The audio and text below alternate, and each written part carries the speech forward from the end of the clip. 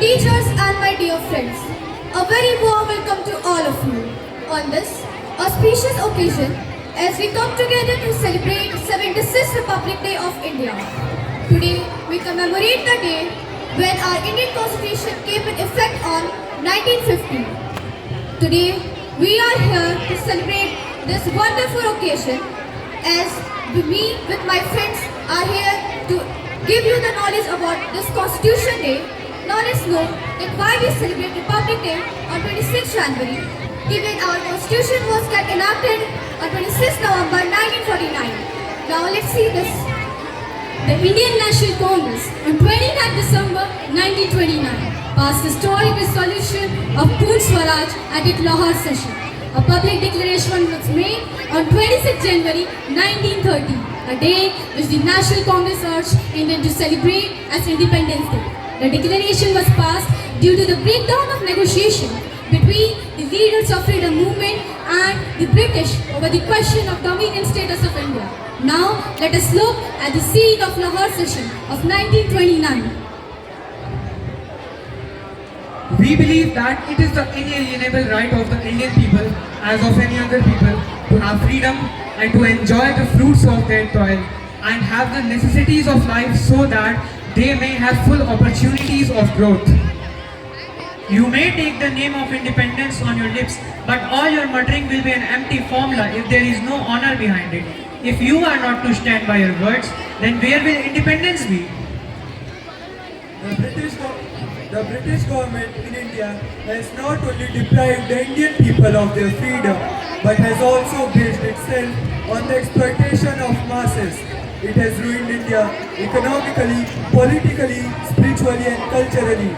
Therefore, India must sever the British connection and attain Poorna Swaraj or complete independence. Now, India will not compromise with the British on dominion status, and we shall hence declare Poorna Swaraj. Jai Hind!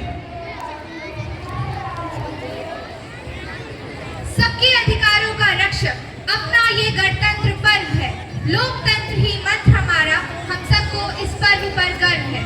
After Lahore session, we celebrated our first Independence Day. So let us see the first flag hosting, which was held on 26 January 1930.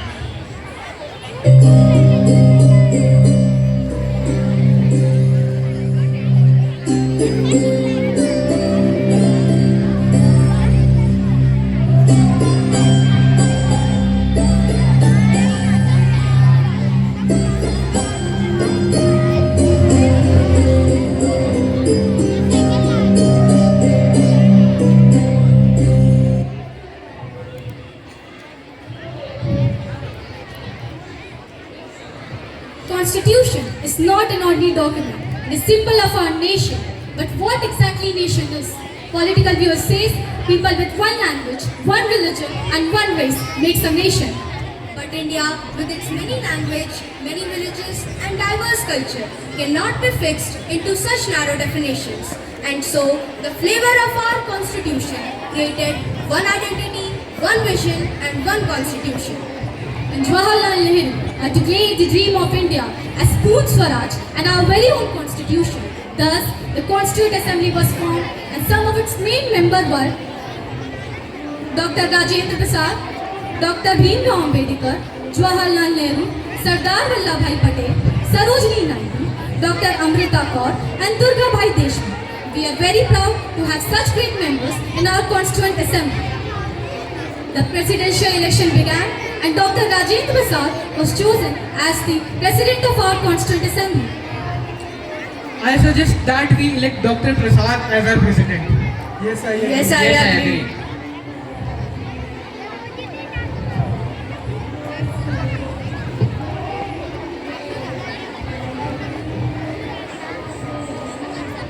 The objective resolution was passed by Jawaharlal Nehru on 13 December 1946, which later was accepted as our preamble.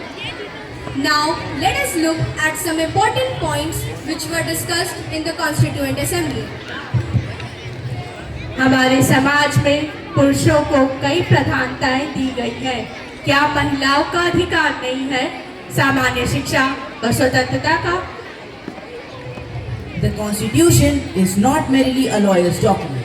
It is the vehicle of life, and its soul is the spirit of age. पृथक निर्वाचिका एक ऐसा विष है जो हमारी देश की पूरी राजनीति में समा चुका है।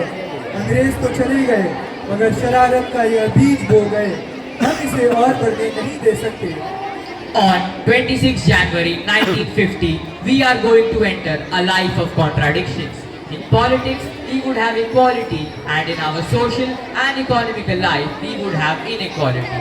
How long shall we continue to deny equality in our social and economical life, and how long should we live in this life of contradictions? It took India 2 years, 11 months and 18 days, approx 3 years to formulate the constitution. This day has a great historical and cultural importance.